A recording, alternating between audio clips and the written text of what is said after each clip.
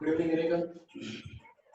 Today we will study the next topic of our first chapter, chemical reaction and equation. Chemical reaction equation.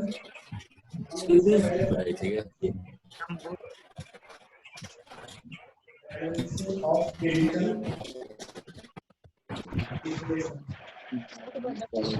Sir camera angle ठीक नहीं है। Camera नहीं दिख रहा। उस पे टैप वीडियो नहीं देना सर बोर्ड अच्छा से नहीं क्लियर नहीं है।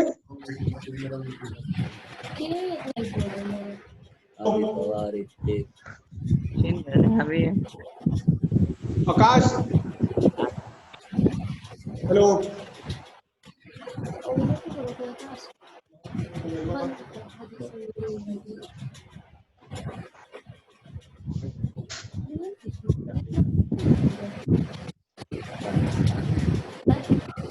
couple of questions around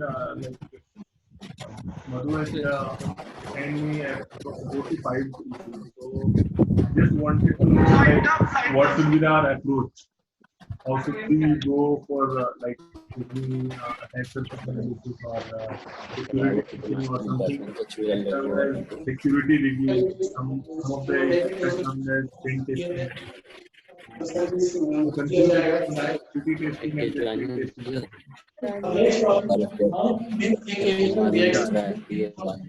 कैसे एक केमिकल रिएक्शन को मिक्सर को ही बोल रहा है।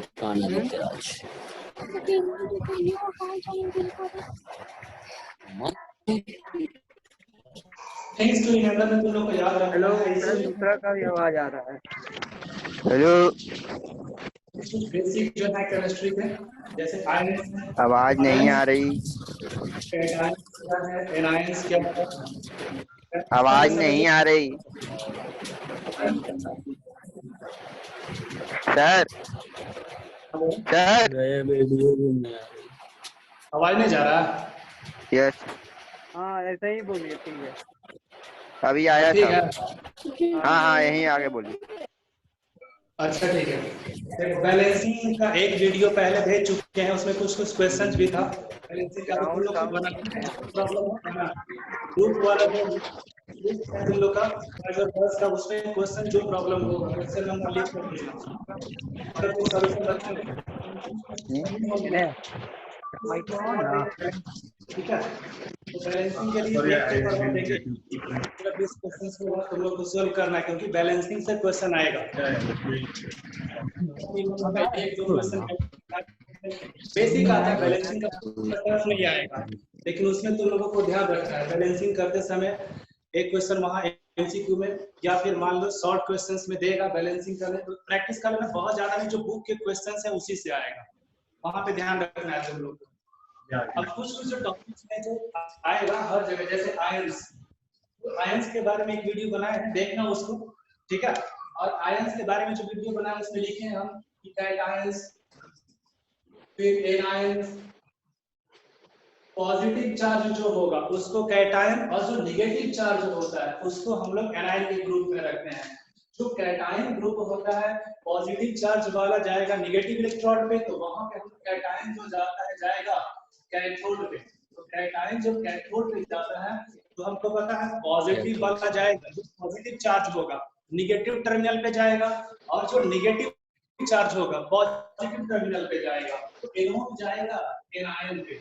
इसमें कंफ्यूजन थोड़ा होता है। कैटायन अगर पॉजिटिव है तो कैथोड कैसा टर्मिनल होगा, नेगेटिव टर्मिनल होगा बैटरी का। अब एनायन है, एनायन अगर मान लेते हैं नेगेटिव चार्ज है, जैसे CH- नेगेटिव चार्ज होगा तो उसको एनायन बोलेंगे। और जब एनायन होगा तो एनोड पे जाएगा, और जो एनोड होगा वह एनोड कैसा चार्ज होगा, पॉजिटिव चार्ज होगा। देखो एक तो ये चार्ज के अगर बात करेंगे चार्ज के टर्म में, तो कैटायन और एनायन, और इलेक्ट्रोड जो बैटरी का टर्मिनल है उसके टर्म में अगर बात करेंगे तो कैथोड और एनोड होगा। कैटायन और एनायन का ठीक अपोजिट कैथोड और एनोड होता है। तो कैटायन और एनायन याद रखना है। ये टर्म हम बताए थे, देखना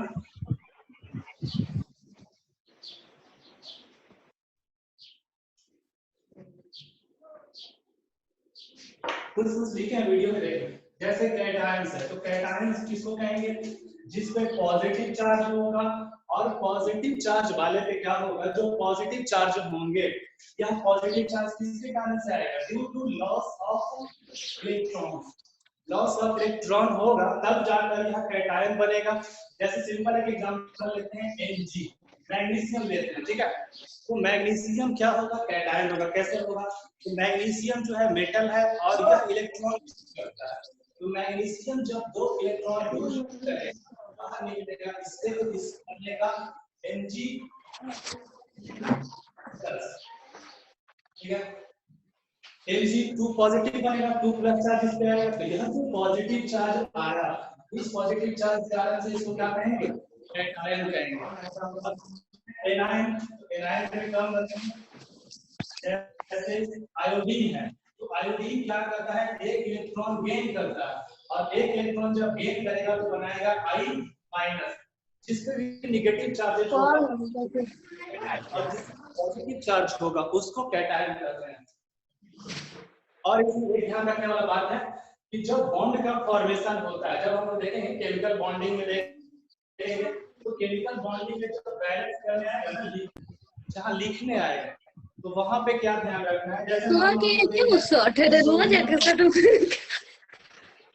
सोडियम कंबाइंस विद, मान लेते हैं सोडियम कंबाइन,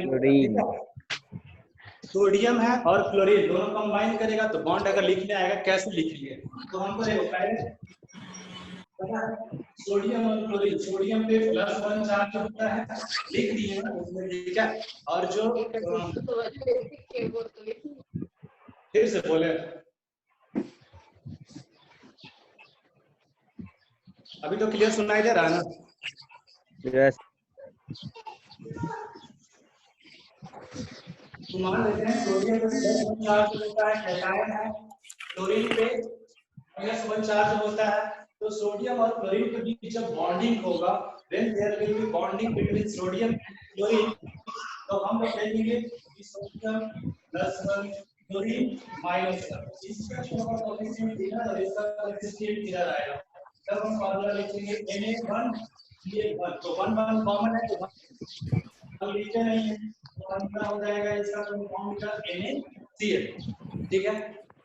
जैसे ये तो सिंपल है, दोनों का एक मान लेते हैं, दूसरा एग्जांपल लेते हैं, हाइड्रोजन है, हाइड्रोजन का लिखना है, इस पे होता है +1 चार्ज। ऑक्सीजन का अगर लेंगे तो ऑक्सीजन में होता है -2 चार्ज। तो अब अगर ऑक्सीजन और हाइड्रोजन कंबाइन करेगा, तो हाइड्रोजन और ऑक्सीजन कंबाइन करेगा तो इसके बीच जो बॉन्डिंग होगा कैसे फॉर्मेशन होगा? कोएफिशिएंट यहाँ आएगा और यह कोएफिशिएंट यहाँ आएगा, इससे जो ऊपर चार्ज है तो लिखेंगे H यहाँ आएगा और O1, फॉर्मूला जो बनेगा H2O, जो कि 1 को रिप्रेजेंट नहीं करते हैं, तो इसलिए आयंस में जो हम लिखे हैं कैटायंस, जो 10 क्लास में पढ़ना है, जितने कैटायंस और जितने एनायंस पढ़ना है क्लास 10 में, जो जरूरी है सारे का लिस्ट हम भेज दिए, उसमें देख लेना तुम लोगों को, और वहां से याद रखना, फिर आगे लिखने आएगा तो बैलेंस करने आएगा तो लिखा रहेगा hydrogen combines with oxygen to form water. तो वहां तुमको पता होना चाहिए कैटायन H पे +1 चार्ज होता है, O पे -2 चार्ज होता है। तो हाइड्रोजन जब कंबाइन करेगा ऑक्सीजन से, तो हाइड्रोजन पे चार्ज +1, ऑक्सीजन पे चार्ज -2, तो क्रॉस करेंगे, हाइड्रोजन वाला जो चार्ज होगा ऑक्सीजन पे और ऑक्सीजन वाला चार्ज हाइड्रोजन पे किस रूप में आएगा? सबस्क्रिप्ट के रूप में आएगा। नीचे पहले भी बता चुके हैं, यहाँ जो होता है सबस्क्रिप्ट होता है, और यहाँ जो होगा इसको क्या करते हैं? कोएफिशिएंट करते हैं, ठीक है? तो कोएफिशिएंट चेंज हो सकता है, बैलेंसिंग के समय भी बताया है, कोएफिशिएंट चेंज हो सकता है, क्योंकि कोएफिशिएंट क्या रिप्रेजेंट करता है? कोएफिशिएंट रिप्रेजेंट करता है नंबर ऑफ मॉलिक्यूल्स, अमाउंट को रिप्रेजेंट करता है। अमाउंट हम चेंज कर सकते हैं लेकिन फार्मूला चेंज नहीं करेंगे। अगर यहाँ 2 यहाँ 1 है, अगर यहाँ 1 यहाँ 2 लिख देंगे, फार्मूला क्या हो जाएगा? चेंज हो जाएगा। तो इसलिए सबस्क्रिप्ट को हम लोग चेंज नहीं करते, सबस्क्रिप्ट को हम लोग चेंज नहीं करेंगे, इसका ध्यान रखना। बैलेंसिंग के लिए एक चीज और है जो तुम लोग को भेजेंगे आज, उसको प्रैक्टिस करना, जो प्रॉब्लम होगा उसमें जो क्वेश्चन नहीं बनेगा, तो जब नेक्स्ट क्लास लाइव क्लास चलेगा ना, अगले बार जब लाइव क्लास चलेगा तो क्वेश्चन नंबर भेज देना ग्रुप में, कौन कौन सा नहीं समझ में आया, फिर से उसको बताएंगे। इससे पहले वाला भी ठीक है, दोनों में 15% उसमें होगा 15 और 15 के लिए लगभग 30% होगा जो बुक से जितना इक्वेशन बुक में पढ़ना है उसी से पूछेगा, उससे ज्यादा बाहर नहीं पूछेगा। ध्यान रखना है उसको बैलेंस कैसे करेंगे। अब next, how to make a equation more informative. जैसे मान लो यहाँ हम लिख दिए H2 प्लस O2 फॉर्मेशन हो गया H2O, वाटर का फॉर्मेशन हो गया। बट इस इक्वेशन से ज्यादा इंफॉर्मेशन हमको नहीं मिलता है। कौन कौन सा इंफॉर्मेशन, जैसे मान लो यहाँ पे हमको पता है इसका स्टेट क्या है, सॉलिड है कि लिक्विड है कि गैस है, कंडीशन क्या है इसको देना पड़ेगा, टेम्परेचर कितना देना पड़ेगा, कैटलिस्ट देना है कि नहीं देना है, इन सारे कंडीशंस को हमको यहाँ रिप्रेजेंट करेंगे तो इक्वेशन क्या होगा, ज्यादा इंफॉर्मेटिव होगा। तो इक्वेशन सिर्फ अगर इतना लिख दिया तो सिर्फ इतना लिख दिया तो हमको ज्यादा इंफॉर्मेशन नहीं मिलेगा। सिर्फ हम यहाँ इतना ही बता सकते हैं कि हाइड्रोजन और ऑक्सीजन कंबाइन किया तो वाटर का फॉर्मेशन किया, इससे ज्यादा तो हम नहीं बता सकते हैं। लेकिन अगर हम इसमें स्टेट दिखाते हैं, कंडीशंस दिखाते हैं, टेम्परेचर, प्रेशर, क्या क्या चीज चाहिए, कैटलिस्ट चाहिए कि नहीं चाहिए, इन सारी चीजों को अगर हम देते हैं, प्रेसिपिटेट बन रहा है कि नहीं बन रहा है, इवोल्यूशन ऑफ गैस हो रहा है कि नहीं हो रहा है, इन सारी चीजों को अगर लिखेंगे तो हमारा जो इक्वेशन होगा ज्यादा इंफॉर्मेटिव होगा। वहां पे हम बता पाएंगे कौन सॉलिड स्टेट में है, कौन लिक्विड स्टेट में है, टेम्परेचर कितना चाहिए बॉन्ड को तोड़ने के लिए, या फिर अगर प्रेसिपिटेट बनता है कि नहीं बनता है, रिएक्शन में एक सॉल्यूशन कंसंट्रेटेड है नहीं है कि डाइल्यूट है, इन सारी चीजों को हम क्या करेंगे, रिप्रेजेंट करेंगे तो इक्वेशन हमारा ज्यादा इंफॉर्मेटिव होगा। तो 3-4 पॉइंट है जिसको ऐड करेंगे तो इक्वेशन हमारा क्या होगा, ज्यादा इंफॉर्मेटिव होगा।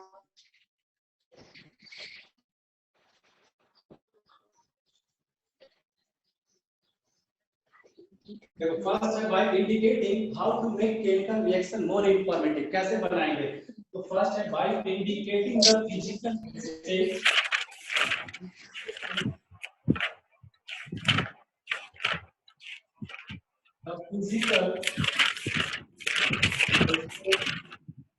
of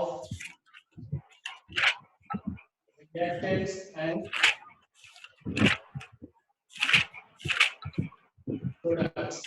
जैसे मान लो कि अगर हम कोई केमिकल रिएक्शन करा रहे हैं तो केमिकल रिएक्शन में जो रिएक्टेंट है और जो प्रोडक्ट है, रिएक्टेंट पहले बता चुके हैं, लेफ्ट हैंड साइड में जो लिखते हैं रिएक्टेंट होता है जो रिएक्शन में पार्टिसिपेट करता है, जो नया सब्सटेंस बनेगा फाइनली जिसको आरएचएस में राइट हैंड साइड में रखते हैं उसको हम लोग क्या करते हैं, प्रोडक्ट करते हैं।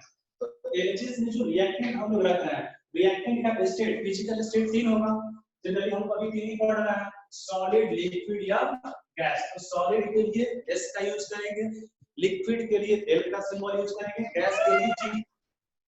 सॉलिड होगा तो ब्रैकेट में S लिखेंगे, अगर लिक्विड स्टेट में होगा तो ब्रैकेट में L लिखेंगे, गैसियस स्टेट में होगा तो ब्रैकेट में G लिखेंगे। जैसे सोडियम, सोडियम मेटल है जनरली सॉलिड स्टेट में होता है तो सोडियम में यहाँ S लिखेंगे, सॉलिड स्टेट रिप्रेजेंट कर रहा है। क्लोरीन यहाँ लिखते हैं तो क्लोरीन क्योंकि गैसियस स्टेट में होता है तो यहाँ G लिखेंगे। अब जो प्रोडक्ट बनेगा सोडियम क्लोराइड NaCl, यह कैसा होगा, सॉलिड होगा। तो फर्स्ट हो गया हमारा how to make chemical equation more informative, कैसे ज्यादा इंफॉर्मेटिव बना सकते हैं।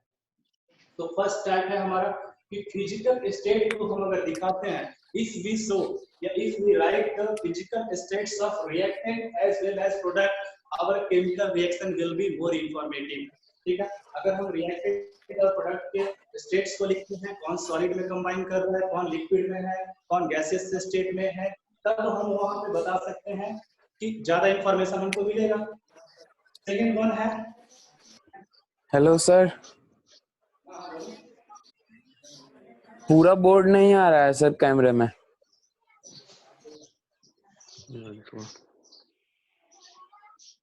अब ठीक है सर, ठीक है, अब ठीक है जी सर, ठीक है।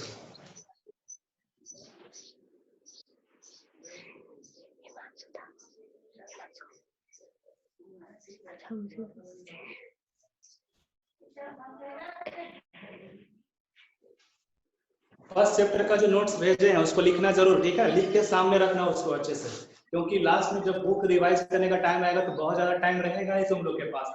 तो नोट्स जो भेजे हैं सबके पास, जिसके पास नहीं है उसको भी भेज देना, सबके पास होना चाहिए। फर्स्ट चैप्टर का जैसे जो नोट्स है ना, तो उस नोट्स को लिख के रखेगा, सामने रखेगा, तो जो भी यहाँ बताएंगे, मान लो कोई टॉपिक नहीं क्लियर दिख रहा है, वहाँ पे रहेगा तुम्हारे सामने, खोल के रखना, जो टॉपिक बताएंगे, ठीक है, ज्यादा क्लियर समझ में आएगा। जहाँ भी दिक्कत होगा बोलना। तो फर्स्ट वन है, ठीक है। अब इसमें दो और है, एक चीज तो याद रखना, जैसे सॉलिड है तो एस से लिक्विड है, एल से, और गैसेज है तो जी से उसको रिप्रेजेंट करेंगे। लेकिन एक और टर्म आएगा एक्वस, ठीक है। तो एक्वस अगर कोई सॉल्यूशन है जो एक्वस है, एक्वस मतलब मिक्स्ड विद वाटर, ठीक है, मिक्स्ड विद, मान लेते हैं हमारे पास HCl है, ठीक है, सल्फ्यूरिक एसिड है। कभी कभी रिएक्शन में देखना लिखा रहेगा AQ, AQ यहाँ जो शॉर्ट में लिखा है या किसको रिप्रेजेंट करता है, AQ यहाँ रिप्रेजेंट करता है एक्वस फॉर्म। एक्वस यहाँ जो सल्फ्यूरिक एसिड है इसमें वाटर क्या है, मिक्स है, ठीक है। एक्वस ध्यान रखना, अगर एक वाटर में मिक्स है, सॉल्यूशन में वाटर है, तो उसको रिप्रेजेंट के लिए हम कैसे इस्तेमाल करते हैं, शॉर्ट में AQ लिखते हैं, एक कंसंट्रेटेड, ठीक है, कंसंट्रेटेड किसको कहेंगे, जिसमें वाटर का अमाउंट मिनिमम हो, कंसंट्रेशन मैक्सिमम। जैसे हम बात करते हैं सल्फ्यूरिक एसिड, एक कंसंट्रेटेड होता है, दूसरा डाइल्यूट होता है। तो कंसंट्रेटेड एसिड बेस में पढ़ेंगे नेक्स्ट चैप्टर में कि कंसंट्रेटेड और डाइल्यूट क्या होता है। कंसंट्रेटेड में याद रखना कि कंसंट्रेटेड में जिसका अमाउंट ज्यादा हो, जैसे अगर हम शुगर सॉल्यूशन लेते हैं, तो अगर चीनी ज्यादा हो जाए, ठीक है, पानी में, तो उसको हम क्या कहेंगे, कंसंट्रेटेड सॉल्यूशन कहेंगे। और एक्वस सॉल्यूशन जिसमें वाटर मिक्स है। अब एक्वस सॉल्यूशन दो तरह का हो सकता है, एक तो कंसंट्रेटेड और दूसरा हो सकता है dilute. The first one is concentrated and the second one is dilute. Concentrated किसको कहेंगे, जिसमें मान लेते हैं लगभग 90% क्या होना चाहिए, सॉल्यूट होना चाहिए। सॉल्यूट जो भूल रहा है, मतलब इसमें मिनिमम वाटर, कंसंट्रेटेड का मतलब सिंपल याद रखना, जिसमें मिनिमम अमाउंट ऑफ वाटर है, बहुत कम वाटर है, उसको हम लोग किसमें रखेंगे, कंसंट्रेटेड में। और डाइल्यूट में किसको रखेंगे, जिसमें मैक्सिमम अमाउंट ऑफ वाटर है, ठीक है, 10% 20% सॉल्यूट, रिमेनिंग इसमें क्या होना चाहिए, रिमेनिंग इसमें वाटर होना चाहिए। तो वाटर जब बहुत ज्यादा अमाउंट में प्रेजेंट होगा तो उसको हम लोग कहेंगे डाइल्यूट, और बहुत कम अमाउंट में वाटर प्रेजेंट है सॉल्यूशन में, तो उस सॉल्यूशन को कंसंट्रेटेड कहेंगे, ठीक है। एक्वस में दोनों आएगा, कंसंट्रेटेड या डाइल्यूट। एक्वस सॉल्यूशन कंसंट्रेटेड कब होगा, जब वाटर का अमाउंट मिनिमम होगा, और डाइल्यूट कब होगा एक्वस सॉल्यूशन, जब वाटर का अमाउंट मैक्सिमम होगा। मान लेते हैं एक ग्लास वाटर हमारे पास है, उसमें अगर बहुत कम अमाउंट में शुगर मिलाते हैं, तो वह जो सॉल्यूशन होगा कैसा होगा, डाइल्यूट होगा। और उसी में बहुत ज्यादा अमाउंट में अगर हम शुगर मिला देते हैं, तो वह जो सॉल्यूशन कैसा होगा, कंसंट्रेटेड होगा, ठीक है। एक्वस सॉल्यूशन अगर है, हमको कंसंट्रेशन जहां दिखाना होगा ना, आगे बढ़ेंगे एसिड बेसिस तो बता रहे हैं अभी कि जब वहां देखेंगे तो देखेंगे वहां हमको लिखना होगा कि कंसंट्रेटेड लिखने के लिए ऐसे लिखा रहेगा CONC डॉट, ठीक है। तो अगर CONC ऐसे लिखा रहेगा HCl HCl hydrochloric acid, CONC मतलब कंसंट्रेटेड का मतलब इसमें मैक्सिमम अमाउंट में एसिड है और बहुत कम अमाउंट में वाटर है। दूसरा लिखा रहेगा HCl लिखा रहेगा डाइल्यूट के लिए लिखा रहेगा DIL। तो DIL डाइल्यूट के लिए आएगा, और डाइल्यूट होगा तो उसमें हाइड्रोक्लोरिक एसिड कम और वाटर का अमाउंट क्या होगा, ज्यादा होगा, ठीक है। तो 5 टर्म हो गया, रिप्रेजेंट करने के लिए हम किसका यूज करेंगे, मोर इंफॉर्मेटिव बनाने के लिए। सबसे पहले solid, liquid, gases, aqueous, aqueous, इसके बाद कंसंट्रेटेड। एक्वस में ही दोनों आएगा। अगर हम वाटर का अमाउंट दिखाना चाहते हैं, तो अगर सिर्फ दिखाना है कि वाटर है तो एक्वस का यूज करेंगे, वाटर कम है कि ज्यादा है या पूरा हमको यह भी दिखाना है, तब वहां हम कंसंट्रेटेड या फिर डाइल्यूट का यूज कर सकते हैं, ठीक है। याद रखना, एक्वस, कंसंट्रेटेड का मतलब मिनिमम वाटर, ठीक है, और डाइल्यूट का मतलब इसमें मैक्सिमम अमाउंट में क्या होगा, वाटर। इन 5-6 टर्म्स को हम लोग यूज करते हैं इसलिए इंफॉर्मेशन को और ज्यादा बढ़ाने के लिए, जो केमिकल रिएक्शन हमारा है उस इक्वेशन को मोर इंफॉर्मेटिव ज्यादा यही होगा। इन 5-6 सिंबल्स का यूज करते हैं स्टेट दिखाने के लिए, सॉलिड लिक्विड गैसेज में SFG, और वाटर कंसंट्रेशन को दिखाने के लिए वाटर एसिड दिखाना तो एक प्लस एक यूज करेंगे। वाटर कम है तो कंसंट्रेटेड CONC, वाटर ज्यादा है तो DIL डाइल्यूट का यूज करेंगे। ठीक है, अब नेक्स्ट वन है, देखते हैं।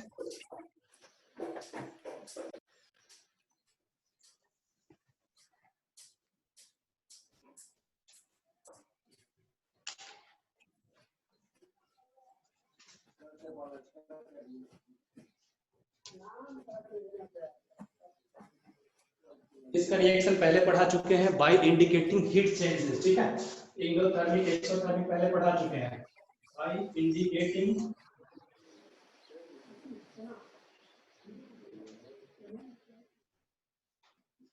Heat changes. ठीक है, हीट चेंजेस, अब हीट चेंज दो तरह से हो सकता है, या तो हीट एब्जॉर्ब होगा या तो हीट इवॉल्व होगा। हम इसको पहले पढ़ा चुके हैं, एंडोथर्मिक और एक्सोथर्मिक। देखना वीडियो में आप इसे रिवाइज कराते हैं। इंडिकेटिंग हीट चेंजेस, मान लो रिएक्शन हो रहा है तो हमको दिखाना है कि हीट शुरू में दे रहे हैं, रिएक्टेंट में हीट लिखेंगे। अगर हीट बाद में इवॉल्व हो रहा है तो वहां पे हीट बाद में लिखेंगे। जैसे CaO है, ठीक है, कैल्शियम ऑक्साइड है, प्लस में हम वाटर डालते हैं H2O, तो क्या बनेगा, CaOH का 4 ट्वाइस बनेगा, कैल्शियम हाइड्रोक्साइड बनेगा, और साथ में क्या लीच होगा। रिएक्शन होता है कि जब चूना पत्थर को पानी में डालते हैं तो बहुत ज्यादा अमाउंट में हीट क्या होता है, लिबरेट होता है, और ऐसे रिएक्शंस को हम लोग क्या कहते हैं, ऐसे रिएक्शंस को हम लोग क्या कहते हैं, एक्सोथर्मिक रिएक्शन कहते हैं। ठीक है, एक्सोथर्मिक रिएक्शन वैसे रिएक्शंस जिसमें कि हीट बाहर आता है, सब्सटेंस का टेम्परेचर बढ़ जाता है, इंक्रीज कर जाता है, ऐसे रिएक्शंस को हम लोग क्या करते हैं, एक्सोथर्मिक रिएक्शन करते हैं। ठीक है, दिखा सकते हैं, तो हीट या तो इंक्रीज करेगा या फिर डिक्रीज करेगा, टेम्परेचर बढ़ता है या टेम्परेचर कम होगा। टेम्परेचर इंक्रीज करता है तो ऐसे रिएक्शंस को हम लोग एक्सोथर्मिक में रखते हैं, और एक्सोथर्मिक में हीट दिखाएंगे, बाद में दिखाएंगे। ठीक है, एक्सोथर्मिक भी हीट प्रोडक्ट में होगा, ध्यान रखना।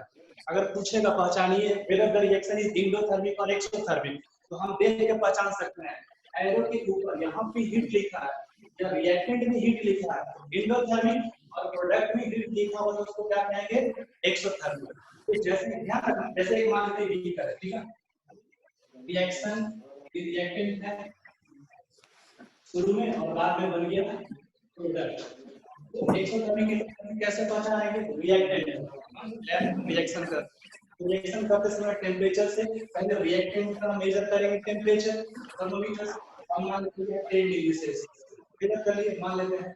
अब प्रोडक्ट का टेम्परेचर फाइनल जो है उसका टेम्परेचर मेजर करते हैं, मान लेते हैं 15 degree Celsius. Let us assume that the temperature increases by 5 degree Celsius. ठीक है, 5 डिग्री सेल्सियस का टेम्परेचर इंक्रीज हो गया, तो जब यहाँ पे टेम्परेचर इंक्रीज हो गया इसका मतलब हीट इवॉल्व हो रहा है। तो जहाँ पे प्रोडक्ट का टेम्परेचर, जहाँ पे बीकर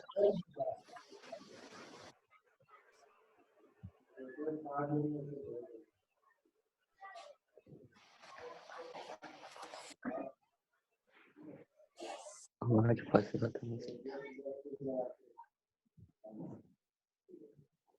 तो ऐसे रिएक्शन कहेंगे एक्सोथर्मिक रिएक्शन कहेंगे। एक्सोथर्मिक रिएक्शन में सब्सटेंस का या बीकर का जो टेम्परेचर होगा बढ़ जाएगा, अगर उल्टा हो और यहाँ पे टेन हो जाता। ऐसे रिएक्शन जिसमें बीकर का टेम्परेचर छूने पे जो ठंडा महसूस हो, हाँ पहले से जिसमें टेम्परेचर डाउन हो जाए या रिएक्टेंट का टेम्परेचर ज्यादा हो और उसका टेम्परेचर कम हो जाए, तो प्रोडक्ट का टेम्परेचर जहां पे कम होगा ऐसे रिएक्शंस को हम लोग क्या करते हैं, एक्सोथर्मिक। ठीक है, इंडो मतलब इनसाइड जो हीट लेता है, तो दो चीज तरीके से हम दिखा सकते हैं, लिखेंगे यहाँ पे, या तो हीट को हम रिएक्टिव साइड में दिखा एरो के ऊपर या एरो से पहले है, तो वैसे रिएक्शंस को एंडोथर्मिक में रखेंगे, और अगर हीट बाद में आएगा तो ऐसे रिएक्शंस को हम लोग एक्सोथर्मिक में रखेंगे। सिंपल वर्ड में याद रखना है, हीट अगर देते हैं तो हीट अगर देते हैं एक्सोथर्मिक, और हीट अगर निकलता है तो उसको क्या कहेंगे, एक्सो। ठीक है, आउट होता है, बाहर निकलता है, टेम्परेचर बढ़ता है, तो उसको क्या कहेंगे? Exothermic heat. अगर अंदर जाता है उसको क्या कहेंगे? ठीक है। टेम्परेचर चेंज को हम दिखाकर इक्वेशन को ज्यादा इंफॉर्मेटिव बना सकते हैं। जैसे यहाँ देखें,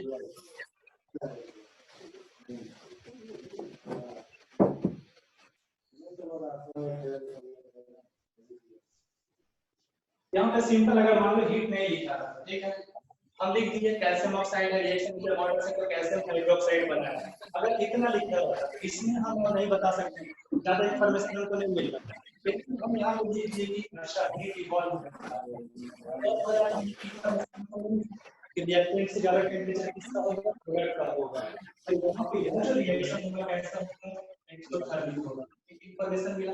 दूसरा, अगर जैसे KCl3 है, एक रिएक्शन लिख करेंगे, किसी भी सब्सटेंस को अगर हीट करने पे रिएक्शन होता है तो वैसे रिएक्शन को इंडोथर्मिक, इसमें हीट देना पड़ेगा।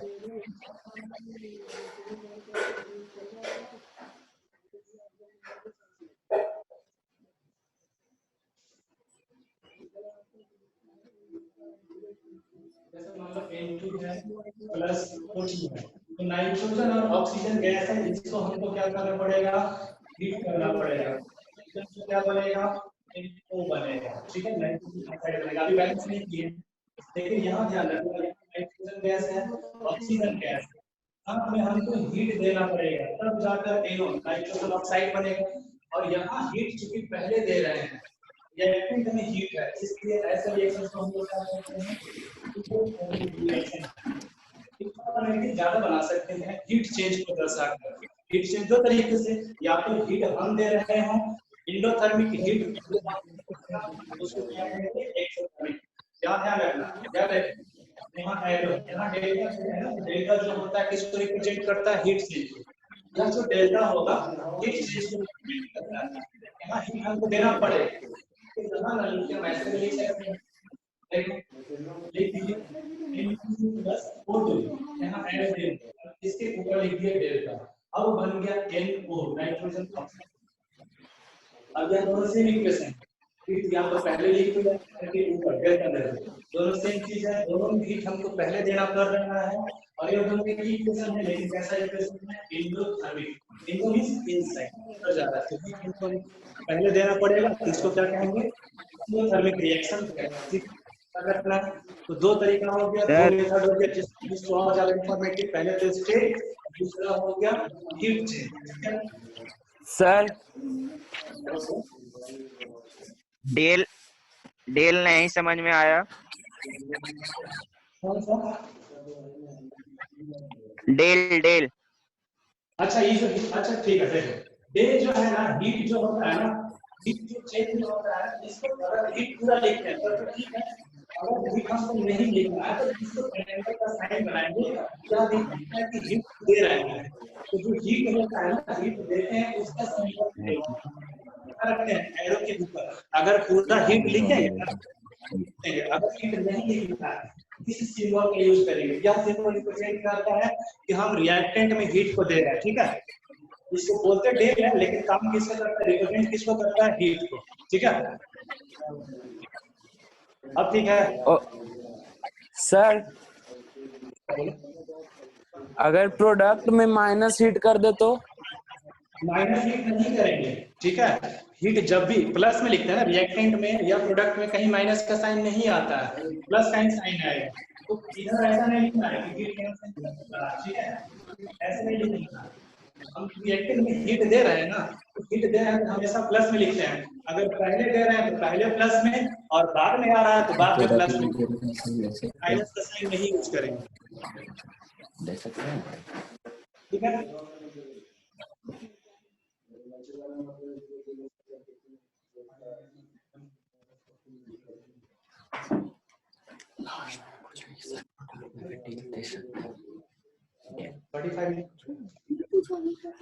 लास्ट में टाइम आता। एक और एक देखते हैं डिकम्पोजिशन रिएक्शन में, फिर आगे इसको देखेंगे। जैसे CaCO3 है, ठीक है, कैल्शियम कार्बोनेट है। कैल्शियम कार्बोनेट को अगर हम हीट करते हैं हीट करेंगे तो क्या बनेगा, कैल्शियम ऑक्साइड CO, और साथ में क्या बाहर आएगा,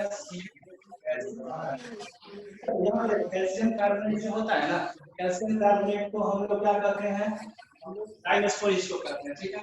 क्या हो गया लाइमस्टोन, और लाइमस्टोन को जब हीट करते हैं तो कैल्शियम ऑक्साइड, उस कैल्शियम ऑक्साइड को सिंपल वर्जन है या फिर थिक लाइन, यह जो टर्म है ना बार-बार आएगा, कंफ्यूजन होगा। यहाँ ईक्विलिब्रियम ईक्विलिब्रियम भी बताया है, इसको ध्यान रखना। कैल्शियम कार्बोनेट लाइमस्टोन होता है, कैल्शियम ऑक्साइड थिक लाइन होता है, और इससे OH का होल ट्वाइस यह होता है लाइम वाटर, ठीक है।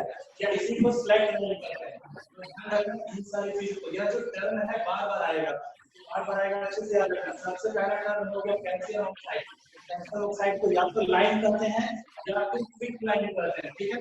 कैल्शियम कार्बोनेट लाइमस्टोन होता है, कैल्शियम हाइड्रोक्साइड को लाइम वाटर कहते हैं, क्योंकि हाइड्रोक्साइड है या तो लाइम वाटर का या फिर स्लाइड लाइन का। तो इन तीन टर्म को अच्छे से कंफ्यूजन नहीं होना है। बोर्ड में क्वेश्चन यहाँ से पूछेगा, what will happen if we react with carbon dioxide react with calcium oxide, यहाँ पे एक रिएक्शन और होगा, फिर बताएंगे आगे, ठीक है। ऐसे बता दीजिए वीडियो में पहले, देखिए रिएक्शन ना टाइप्स ऑफ रिएक्शन यहाँ पे यह कौन सा रिएक्शन पूछेगा, देखो पहचानना है। Identify the type of reaction, इस टाइप ऑफ रिएक्शन को आइडेंटिफाई करना है। आपको हीट देख रहे हैं ना, तो हीट एरो के पहले है, तो हम इसको आइडेंटिफाई करके कह सकते हैं कि यह रिएक्शन क्या होगा, इंडोथर्मिक होगा, क्यों, क्योंकि हीट पहले दे रहे हैं, ठीक है। इसलिए यह रिएक्शन क्या होगा, इंडोथर्मिक होगा। अब जैसे दूसरा एक और एग्जांपल, सबसे बेस्ट एग्जांपल है फोटोसिंथेसिस, ठीक है। फोटोसिंथेसिस खत्म हो गया, ठीक है। तो फोटोसिंथेसिस देखा है, तो फोटोसिंथेसिस कैसा रिएक्शन है, तो photosynthesis is a endothermic reaction. क्यों, क्योंकि यहाँ पे हमको सोलर एनर्जी पहले देना पड़ेगा। सोलर एनर्जी सनलाइट एनर्जी जो होगा उसका यूज हम लोग करेंगे कार्बन डाइऑक्साइड को कन्वर्ट करने में, तो हीट एनर्जी हमको सोलर एनर्जी के फॉर्म में पहले देना पड़ रहा है। इसलिए photosynthesis is an example of endothermic reaction, ठीक है। फोटोसिंथेसिस हमेशा क्या होगा, इंडोथर्मिक होगा, क्योंकि इसमें किस एनर्जी का यूज कर रहे हैं, इसमें हम लोग यूज करते हैं लाइट एनर्जी का, ठीक है। तो फोटोसिंथेसिस में हमको लाइट एनर्जी देना पड़ता है, तो एनर्जी हमको देना पड़ेगा, तो इंडोथर्मिक एनर्जी बाहर आएगा तो एक्सोथर्मिक, ठीक है। Electrolysis what is example of endothermic. इसके अलावा इलेक्ट्रोलाइसिस का पता है, जैसे वाटर है H2O है, इसमें करंट पास कराएंगे तो टूटेगा ना, H2 O2 में हाइड्रोजन अलग और ऑक्सीजन अलग होगा। जब करंट पास कराते हैं वाटर के अंदर, तो वाटर में जब करंट पास कराते हैं तो उसका इलेक्ट्रोलाइसिस होता है, तो इलेक्ट्रोलाइसिस होगा तो हाइड्रोजन अलग होगा, ऑक्सीजन अलग होगा। यहाँ पे हम इलेक्ट्रोलाइसिस में पूछेगा किस एनर्जी को दे रहे हैं, तो इलेक्ट्रोलाइसिस में हम लोग इलेक्ट्रिकल एनर्जी का यूज करते हैं, तो इलेक्ट्रिकल एनर्जी हमको देना पड़ेगा, तो इलेक्ट्रिकल एनर्जी दे रहे हैं, इसलिए दोनों जो एग्जांपल होगा इंडोथर्मिक होगा। इसके अलावा कंबसन, ध्यान रखना, combustion is an example of exothermic. Combustion जो होता है, किसी भी चीज को जलाते हैं तो हीट क्या होता है, बाहर निकलता है, इसलिए यह रिएक्शन क्या होगा, एक्सोथर्मिक होगा हमेशा। फोटोसिंथेसिस, इलेक्ट्रोलाइसिस इंडोथर्मिक होगा। क्वेश्चन है, ठीक है, डाउट है तो बोलो।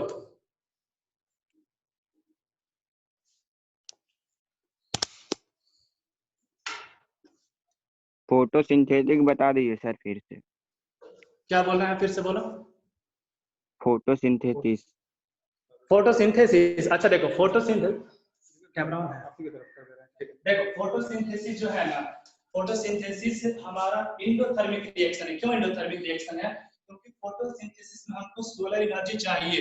बिना सोलर एनर्जी के दो बताए थे रिएक्शन, बायो में भी पढ़ाया फोटोसिंथेसिस, तो बायो फोटोसिंथेसिस बताया थे कि पहले होता है light dependent reaction. Light reaction में हम लोग किसका इस्तेमाल करते हैं, लाइट एनर्जी का इस्तेमाल करते हैं, सोलर एनर्जी का इस्तेमाल करते हैं। तो सोलर एनर्जी दे रहे हैं तब जाकर इसमें क्या होगा, देखो कार्बन डाइऑक्साइड है और वाटर है, रिएक्शन करके ग्लूकोज बनाता है, ठीक है, ये तो रिएक्शन है पता है, लेकिन इन दोनों को ग्लूकोज में कन्वर्ट करने के लिए एनर्जी हमको चाहिए, और यह जो एनर्जी होगा हमको कहां से मिलेगा, सोलर एनर्जी से। जैसे एटीपी और एनएडीपीएच पढ़ाए थे, तो एटीपी और एनएडीपीएच में जो एनर्जी आता है कहां से आता है? सोलर एनर्जी से।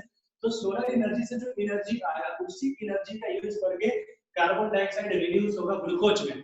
तो यहाँ पर बेसिकली हमको एनर्जी शुरू में देना पड़ रहा है, एनर्जी किसी भी फॉर्म में हम दे रहे हो, अगर हम एनर्जी दे रहे हैं इनिशियली तो वह रिएक्शन कैसा होगा? एंडोथर्मिक होगा। जैसे कंबसन होता है, कंबसन में किसी भी चीज को जलाते हैं तो वह हीट रिलीज करता है, तो combustion is always an example of exothermic reaction. हम लोग के बॉडी में रिस्पिरेशन होता है, ग्लूकोज जलता है, तो ग्लूकोज जब जलता है सेल के अंदर ऑक्सीजन से कंबाइन करके वह रिएक्शन कैसा होगा? Respiration is an example of exothermic reaction. क्यों? क्योंकि वह हमेशा हीट जनरेट करता है, हीट देता है। जो एनर्जी दे वह कैसा रिएक्शन होगा? एक्सोथर्मिक। और जो एनर्जी ले वह रिएक्शन कैसा होगा? एंडोथर्मिक। तो इसमें याद रखना कंबसन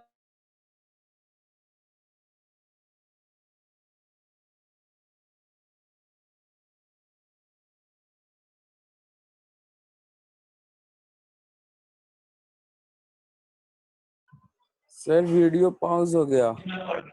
अगर एनर्जी इलेक्ट्रिक एनर्जी हो, लाइट एनर्जी हो, एनर्जी दे रहे हैं, तो जिसमें एनर्जी शुरू में देना पड़े, चाहे फोटोसिंथेसिस हो या फिर इलेक्ट्रोलाइसिस हो, ऐसे रिएक्शंस को हम लोग इसमें रखेंगे एंडोथर्मिक में। तो जो नॉर्मल एग्जांपल में याद रखना, एंडोथर्मिक में फोटोसिंथेसिस और इलेक्ट्रोलाइसिस, और एक्सोथर्मिक में कंबशन और रिस्पिरेशन जो रिएक्शंस हैं एक्सोथर्मिक में है। और डाउट है? कोई और डाउट है? रिस्पिरेशन हाँ, तो रिस्पिरेशन में ग्लूकोज जब जलता है, ठीक है, तो रिस्पिरेशन में ग्लूकोज जलता है, देखो रिस्पिरेशन का रिएक्शन तो लिखा है कि नहीं लिखा है? नहीं लिखा है बायो में। रिस्पिरेशन में होता क्या है? देखो C6H12O6 यह कंबाइन करता है ऑक्सीजन के साथ, तो क्या बनाता है? यह कंबाइन करता है ऑक्सीजन के साथ तो बनाता है CO2 प्लस H2O और प्लस में ATP। तो ATP किस रूप में आता है? ATP क्या है? एनर्जी का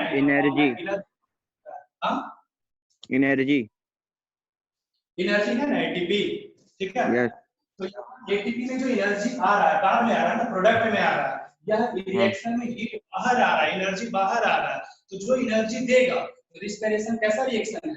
एक्सोथर्मिक है, ठीक है। फोटोसिंथेसिस का, फोटोसिंथेसिस में एनर्जी लेना है, एनर्जी लेता है, तो एंडोथर्मिक रिस्पिरेशन होता है, तो वही जो एनर्जी उसमें दिए थे, फोटोसिंथेसिस में जो एनर्जी हम लाइट एनर्जी दिए थे, वही लाइट एनर्जी यहाँ निकलेगा, फिर से एटीपी बनेगा, और इसी एटीपी का यूज हम लोग बॉडी में जो फंक्शंस होता है उसको कैरी आउट करने के लिए करेंगे। इसलिए रिस्पिरेशन हमेशा क्या होगा? एक्सोथर्मिक प्रोसेस होगा। जब भी ग्लूकोज जलेगा तो हमेशा हमको एनर्जी मिलेगा। हाँ, चाहे वो एनारोबिक रिस्पिरेशन हो या एरोबिक हो, एनारोबिक रिस्पिरेशन में कम एनर्जी मिलेगा, एरोबिक रिस्पिरेशन में ज्यादा एनर्जी मिलेगा, लेकिन एनर्जी मिलेगा ज्यादा। एनर्जी अगर मिल रहा है तो ऐसे रिएक्शंस को हम लोग एक्सोथर्मिक कहेंगे, एनर्जी हमको देना पड़ेगा तो एंडोथर्मिक, ठीक है। और दिक्कत है? नहीं। Yeah, thank you everyone. ठीक है, तो Thank you for joining. हाँ, Thank you sir. तो भेजेंगे।